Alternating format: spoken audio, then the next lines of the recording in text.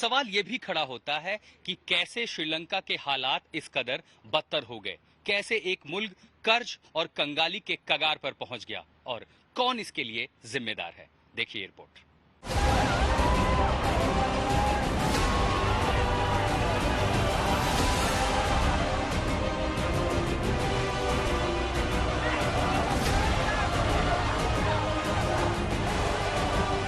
आखिर कौन है श्रीलंका में ऐसे हालात के लिए जिम्मेदार?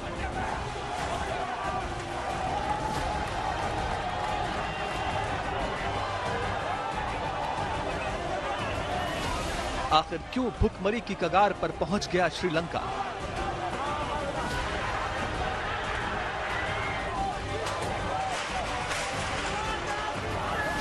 एक नहीं, कई वजह हैं जिसने एक मुल्क को पूरी तरह से कंगाल कर दिया।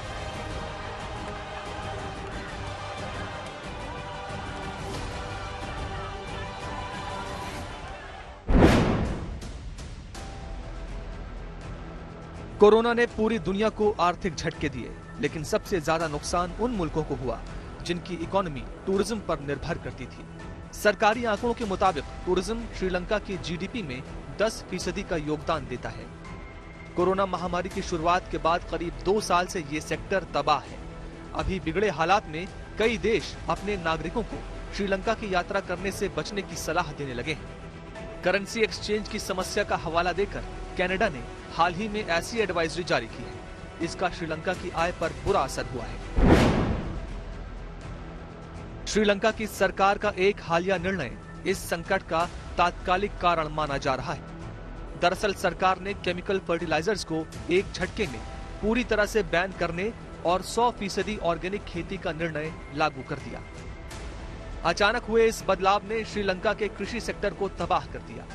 एक अनुमान के मुताबिक सरकार के इस फैसले के चलते श्रीलंका का खेती से होने वाला प्रोडक्शन आधा रह गया। अभी हाल ये है कि देश में चावल और चीनी की भी किल्लत हो गई है। दुनिया भर के एक्सपर्ट चीन की उधार नीति का अक्सर जिक्र करते हैं, जिसके जाल में श्रीलंका फंस चुका है। देश को अगले 12 महीनों में 7.3 अरब डॉलर यानी करीब 54,000 करोड़ भारतीय रुपए का घरेलू और विदेशी कर्ज चुकाना है। कुल कर्ज का लगभग 68% हिस्सा चीन का है। उसे चीन को करीब 37,000 करोड़ रुपए चुकाने हैं। पिछले साल उसने गंभीर वित्तीय संकट से निपटने में मदद के लिए चीन से अतिरिक्त करीब 7,000 करोड़ का लोन लिया था, जिसका भुगतान किस्तों में किया जा रहा है। श्रीलंका ने चीन से हम्बनटोटा पोर्ट बनाने के लिए कर्ज लिया। कर्ज न चुकाने पर श्रीलंका को पोर्ट चीन को लीज पर वापस देना पड़ा।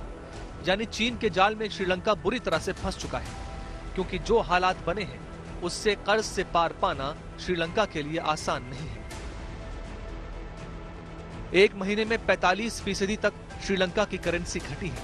$1 की कीमत 292.50 श्रीलंकाई पैसे हो गया है। देश में 70% से ज्यादा का विदेशी मुद्रा भंडार घट गया है। 10 अरब डॉलर के व्यापारिक घाटे का अनुमान है। इन सारी नीतियों के लिए कहीं न कहीं श्रीलंका की सरकार जिम्मेदार है, क्योंकि श्रीलंका को इस वक्त एक परिवार चला रहा है। राजपक्षे परिवार के 5 सदस्य वर्तमान में श्रीलंकाई सरकार को चला रहे हैं। इनमें राष्ट्रपति, प्रधानमंत्री, वित्त मंत्री, उप रक्षा मंत्री, खेल और युवा मामलों के मंत्री सब एक ही राजपक्षे परिवार का हिस्सा हैं। इन लोगों की अदूरदर्शी नीतियों और चीन से लिए गए भारी कर्ज की वजह से श्रीलंका साल दर साल मुश्किल हालात में फंसता चला गया। बहरहाल इस संकट से बाहर निकलना श्रीलंका के लिए आसान नहीं। आशुतोष मिश्रा, कोलंबो, श्रीलंका आज तक।